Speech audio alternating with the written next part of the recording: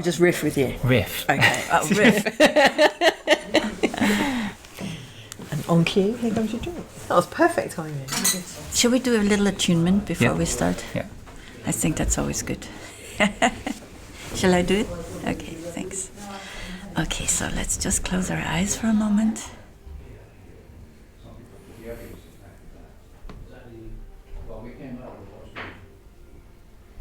Thank you, thank you, thank you. This is our Findhorn Barrel podcast. I'm Alex Wright, and I'm joined by Barbara Swetina and Danielle Macleod. Yeah. We're going to be talking about singing and community and Taizé. Barbara, you came in 1984, was it, to the community? I moved here in 1984. I actually did my experience week in 78. There was singing in the community before, but you brought that group Taizé singing to the community, which was different from what was before. Yes. I think what was here before was sort of barbershops and performances. But what I really was longing for was a sense of community singing that would open hearts and would bring people together. And I hadn't actually experienced it here or anywhere else until I visited Taizé in 1978. And I heard about the songs, and so I was curious where they came from and what the setting was.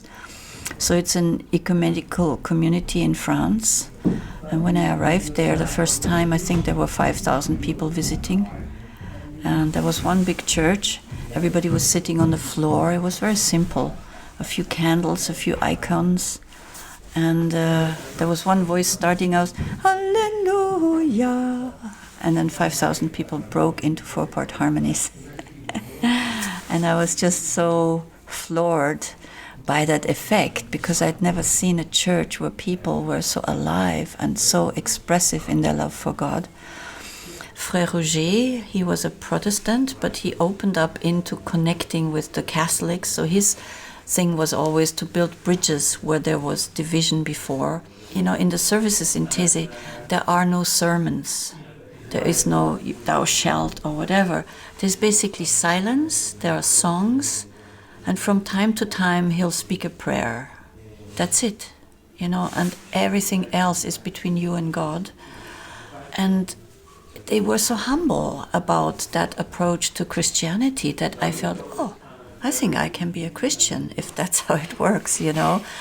But I can also be a Zen Buddhist, or I can be a Hindu or a Sufi or whatever. So nothing is excluded. So I really want to honor Taizé for doing that for the world. And they have done a great job with young people, really inspiring them to be the flame, the focus to reach forward and to open new pathways. So thank you, Taizé. I thought, we need to have something like that in Findhorn. So I brought it here and I started this whole, what I call sacred singing, or, we call it Taizé singing. Maybe we'll have to find another name. Maybe Songs of Heaven and Earth would be one possibility, because it goes broader than just Christian. That was because Findhorn isn't a Christian community. I felt like it needed to be something that would be embracing all religions, all faiths, all whatever. And how did the community take to Taizé? Was it a slow thing, or did it? I mean, how was that process of bringing it into the community? Yeah, it was a very slow thing, because having discovered Taizé and other, like the Dances of Universal Peace or so forth, when I was a young member, I always was eager to bring, something of the heart into our meetings. I would go to the meeting focalizers and say, could we start the meeting with a song? And I remember Stan Stanfield, one of the focalizers of the community at the time, said, darling, you go play. We got work to do. So it wasn't very encouraging. And so then I started, I think I started on Sundays in the community center together with Carol Riddell at the time, who was into Sai Baba. So we did a sort of a bhajan singing, and I brought my side of it. But at the time, what happened was that usually community members were too busy to come, so it was only guests who came, whatever workshops or sessions I did. So by the end of the week, they were all gone, and nothing stayed of the work that we did here. And so I just tried to find, where's my tribe? Where's the people who want to do this?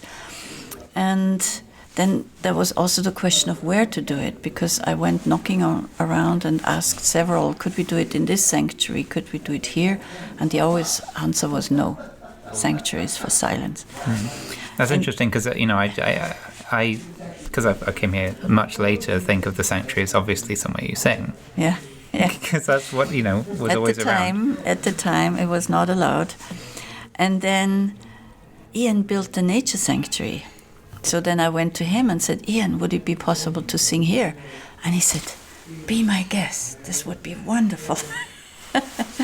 And so the first time I really sang was with a guest. It was Lucy Fredman, who now lives in the community for a long time. She said, I love your singing sessions. Could we do some more of that? I would like to, participate. And I looked on my diary, and it was also very full. And I said, the only time I have is Tuesday in the morning, 8 o'clock. And then we went to the nature sanctuary, and we sang for an hour. All those songs I had collected, so Taizé songs and rounds and whatever. And it felt so good after that hour that I said, okay, I'll come here no matter what.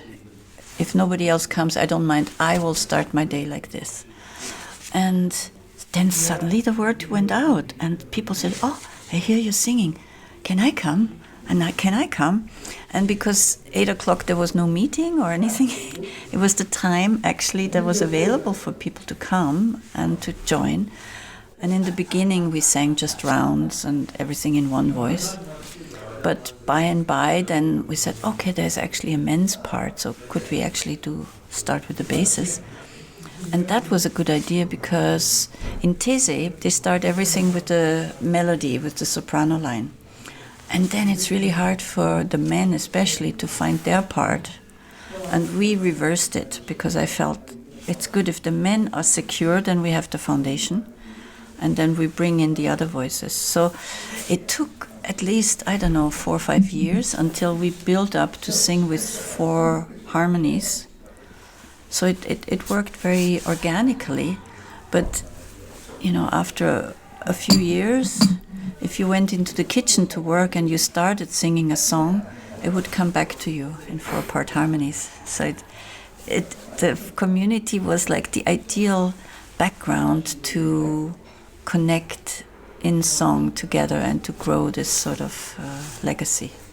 Somehow I had this image of it just flourishing straight away. You brought it, and everyone got really enthusiastic, and it's like everything, people. It takes a while for people to get used to something. Yeah. But it was also a spiritual lesson for me, because I think in the beginning, I was sort of waiting for people to say, "Oh, Barbara, you have so many skills. Come and do this and that for us."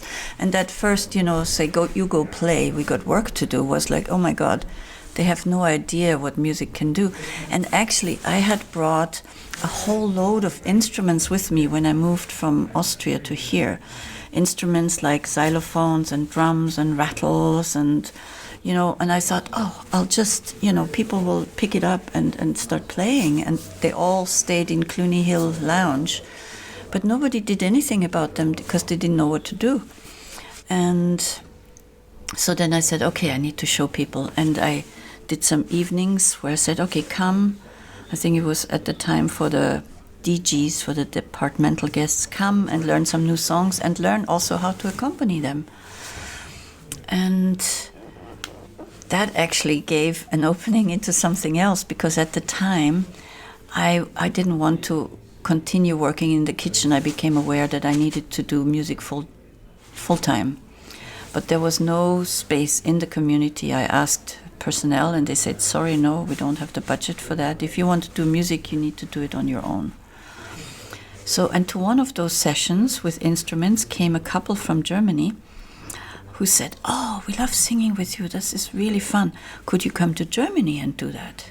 And I said, sure, if we agree on a date, I can come.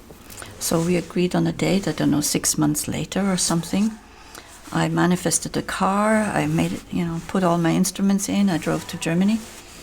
And then I said, so how many bookings do we have? And they said, oh, well, people don't book these days, they just come. The next day, when the workshop was supposed to happen, we had 3 people by the door, plus the 2 people who were organized, plus the woman who gave the room, which was a yoga center, and myself. So we were 7 people. And I thought, well, 7 is a sacred number. Let's just go ahead with it. But at the same time, I spoke a prayer and I said, God, angels, if you think this is what I should be doing, please help me out, because 7 people alone won't work. So we had a wonderful weekend, and actually it was good that it was a small group, because I've never led a workshop before. This was in 87 as well. And I didn't know anybody who was leading song workshops like that. So at the end, we had recorded a little tape, because we expected a 4th person to show up who never showed up. And the tape was meant to help this person, learn the songs if they came in the middle of the workshop.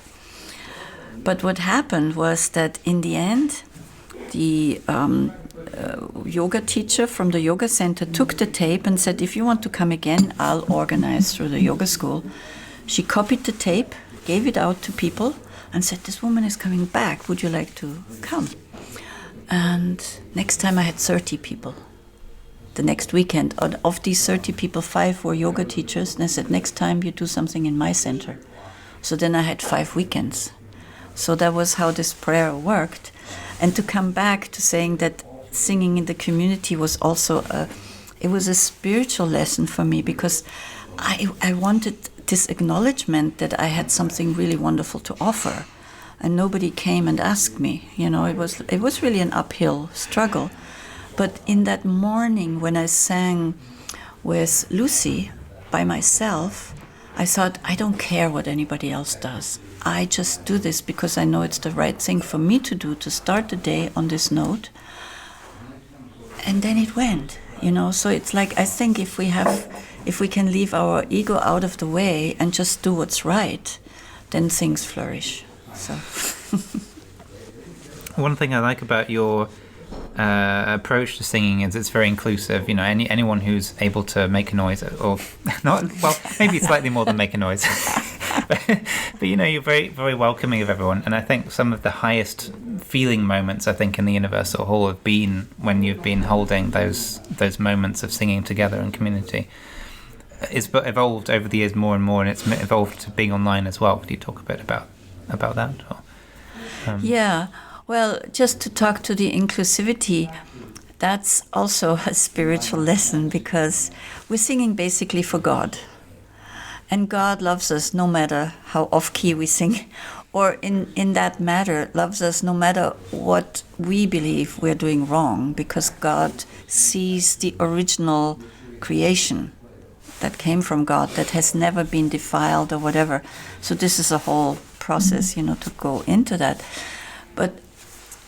And for me also, what I like to create is a world where we regard each other as family. And singing is one of the most direct ways to achieve that. And so I've also learned that in my workshops, because that became my way of sustaining myself, because I had given up everything before coming here, and I thought I would be part of the foundation forever. And when they said, sorry, we can't have a musician, then I thought, okay, what do I do now? So the leading workshops became my pathway. And I had to deal with people who came, so to say, from the streets. They had no idea of singing or nothing. And my experience was, if you make them feel relaxed and say, this is for a greater good, then they would just relax and things would flow. And if we had a big enough group, it would work. And then, from Taizé also, I got invitations to the whole world, because before COVID, we had people from all over. And we had especially the Sunday Taizé services that used to happen in Minton House. It was just, as you say, there was a sense of connecting heaven and earth and an upliftment that few other things can bring. And so then I said, this is so lovely. Can you come to my place? And some of those people came from, Japan, and they came from America, and they came from Australia. So I had the privilege of being asked to come and work in different places. And, I said, if you have a big enough group and it covers at least the fare and I get a little bit extra, I'll come. So I could see that it was something really universal.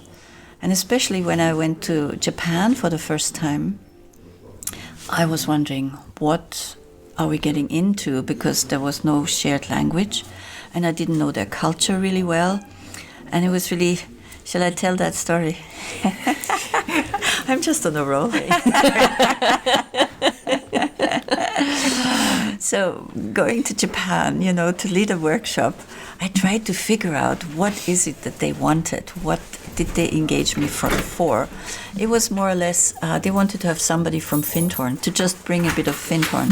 We had a translator, and we were in this huge hall, This was meant to be for company, corporation meetings. It was capable of, I don't know, accommodating 3,000 people or something, and we were 20 people.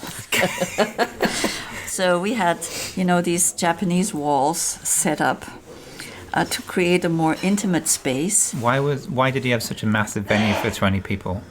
Well, this man worked for this corporation, and he thought that everybody would understand that Findhorn was a really good thing.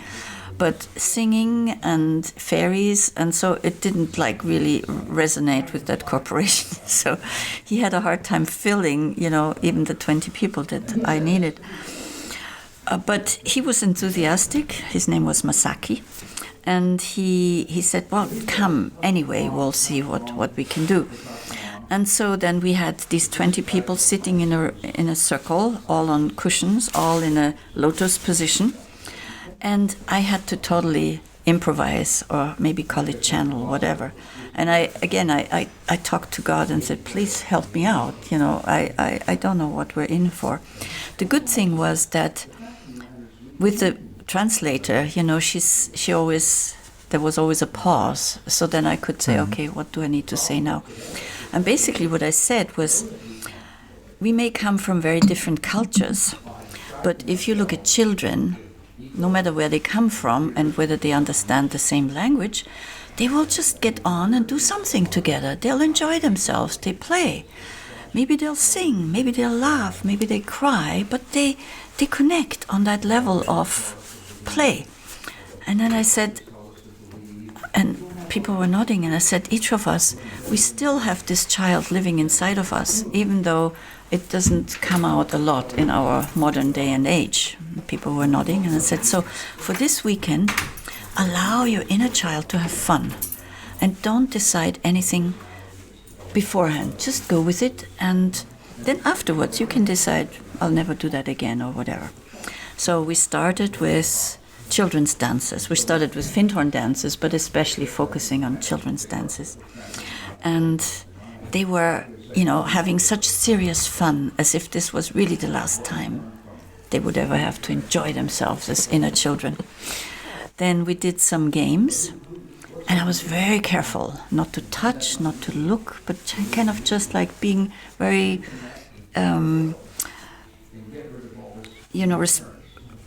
respecting the difference in tradition. And then we did some singing.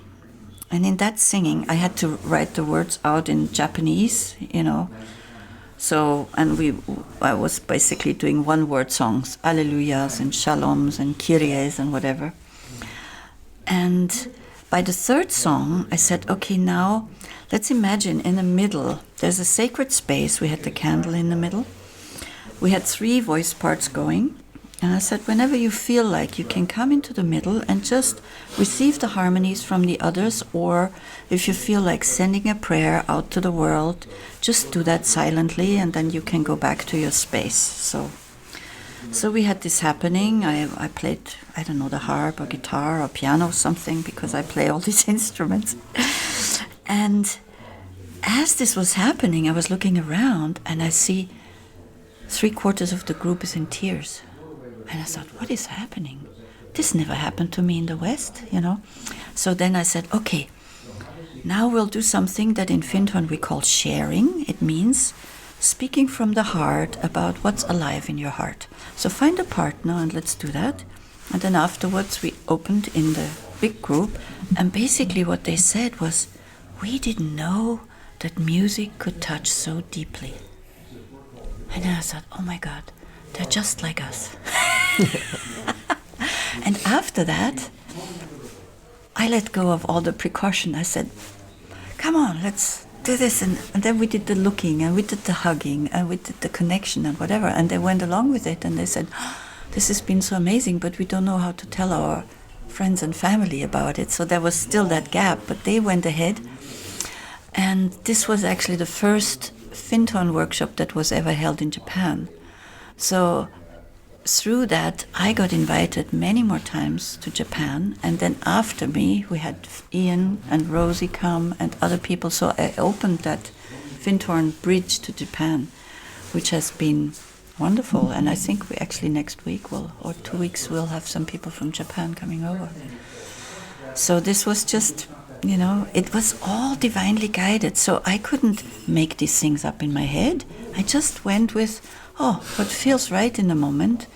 And I think that's the intuition, that's the inspiration. And inspiration really comes from spirit. So spirit is leading. So you're really quite a pioneer, and even in spite of the fact the community was saying, you don't need a musician, and we don't like to have singing in the sanctuary, you managed to keep going. Yeah, because here's another story. I was one of the first independent people, because they said, no, we can't have a musician, you need to be independent. So I was made independent. And as a result of that, I couldn't even eat in the community center. They said, no, sorry, this is only for members. You have to do your own thing.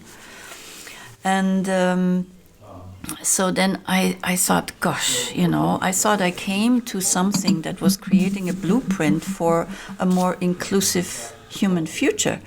So I went back to my angels and I said, please help me out. And basically I said to myself, okay, my authorities are not personnel and are not the people in charge. My authorities are the angels.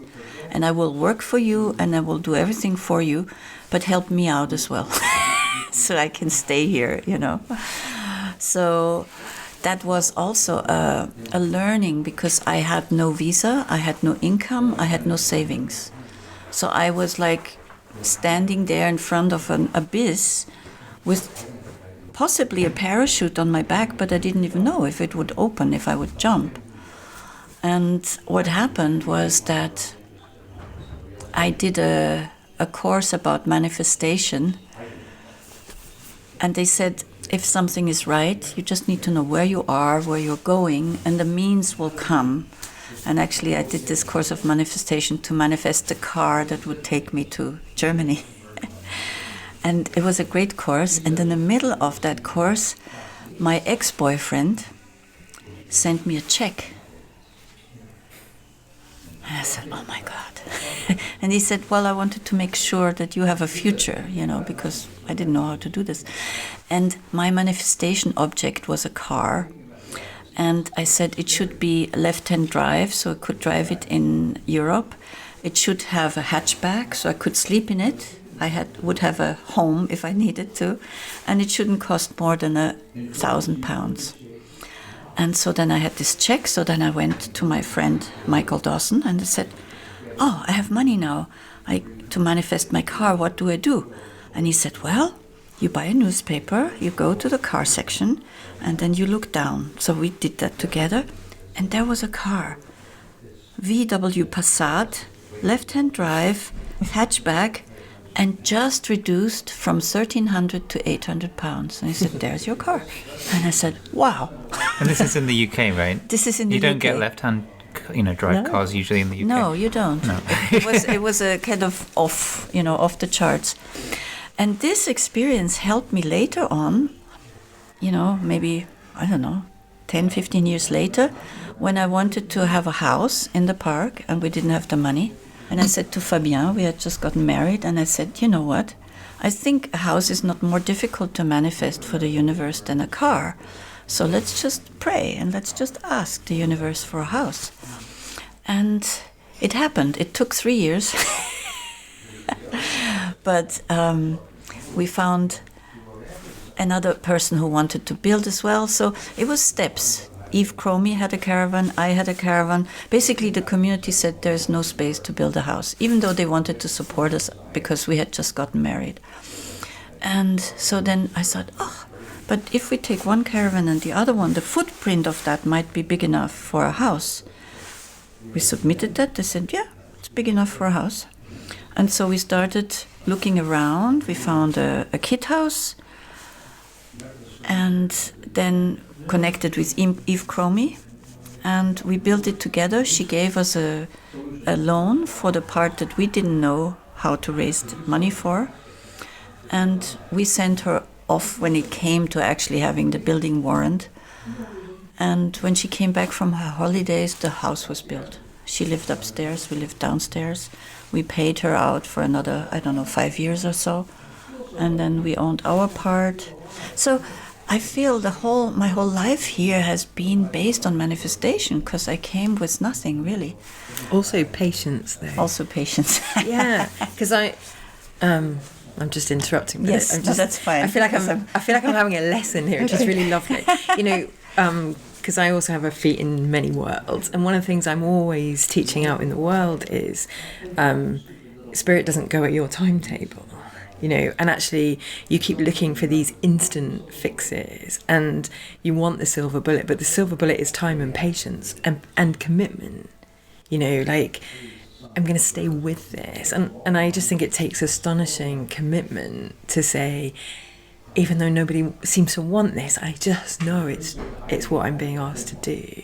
The courage that has to be sourced to do that, or the faith even, is off the scale. And I think I'm just listening to it, kind of notching up a few things and going, this is great. I know how to share this out in the world. And I think, there's the music, but there's also your path and your honouring of that, which is a whole nother gift in itself for other people. So I'm really glad you're recording it because I know I want to share it with my people who don't know this world, to say, listen up, you think it's got to be this way because that's what Western society is saying to you, and you're close to all these paths of following your intuition, of doing what's true to you, of simply saying back that one way or another I will be taken care of, and remembering to ask to be taken care of, because I think we can forget that too. Well, I think that's really the most important thing, because that's why I wanted to start with an attunement, because I feel like the attunement really sets the direction, sets the sail, and I'm getting goosebumps, while I'm talking, because it needs to be connected to source. It needs to be connected to the greater good of all and to our soul. And everything that we hear from the world is so not about that sometimes I'm even wondering if I can say anything about, because it seems, this is the past, but it's not. And just now, I feel I'm part of another manifestation story that when it's complete, I'm happy to talk about it, but not yet. But I've put out prayers, and actually I've committed myself to Findhorn. Because last year I wanted to leave. I thought, oh my God, we're starting everything from scratch again. And I've done this for 40 years, thank you very much. But now I feel, no, on the contrary, I need to be here. I want to bring myself in with my experience and with my trial and with the way my path has opened up, which is just amazing. And to say, why can't we do that as a community? I really believe in the power of prayer, but then, as you say, in perseverance and patience, and what was the third one? Commitment. No, 3 P's. Practice, patience, and perseverance, or patience and perseverance. And the mystery one. Yeah. Prayer, maybe. Prayer, yeah, that's another P. Yeah. Danielle. Yeah. You've come to Taizé singing quite recently. We've been in Findhorn for, it'll be 2 years in 2 months' time. And when we very first got here, some wise soul said, I said, oh my word, there's so much here. And they said, my advice would be take one thing at a time. Because otherwise you're going to get lost in all of this. It's a bit like a retreat theme park, I think, for people who don't live here. And I just knew I had sung in choirs. I'd sung a lot, really, from 5 to 18, probably 5 times a week, easily. And then had kind of gone into university and become a grown-up and had lost the singing. And I had, many years later, I'm 50 now, I kept having these conversations saying, I really want to sing. Like, I know it's part of me, but I do not want to be in a choir. Like, I do not want to sing the same piece over and over again.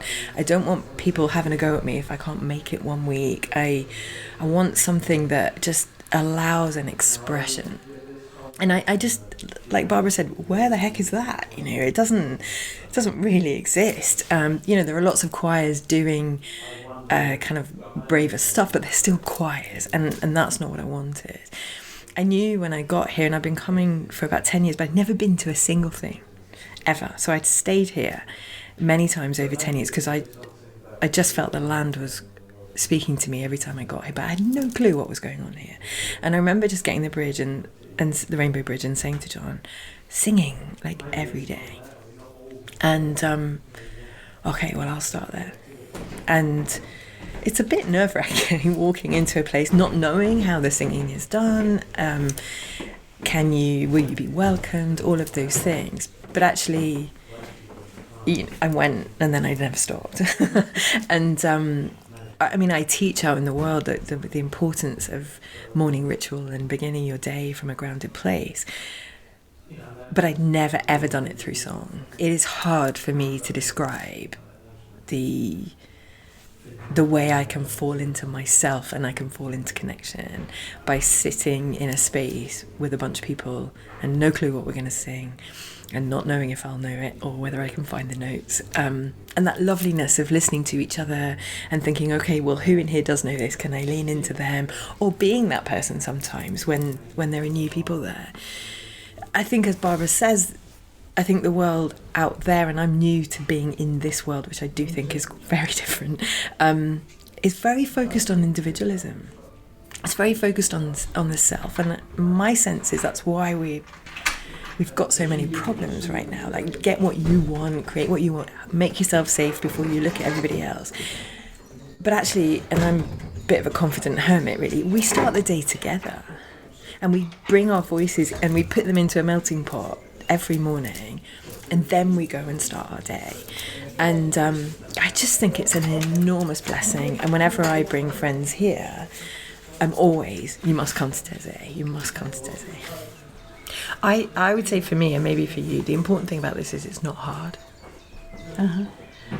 And once you have an experience of it, it's addictive. So I think the blessing of this as a practice is, Barbara's great, I don't know whose line it is, I attribute it to you, there are no mistakes, only variations. If a circle can come together that says we want to sing and we will find a way to get better at it, it's a patience thing again, it's a practice thing again, and it's a remembering thing again. I love that it took so long to get in, because I think that matters, but it doesn't have to, right? I mean, I guess that was your frustration all the way through it. Yeah. It just doesn't have to. It couldn't be simpler. Yeah.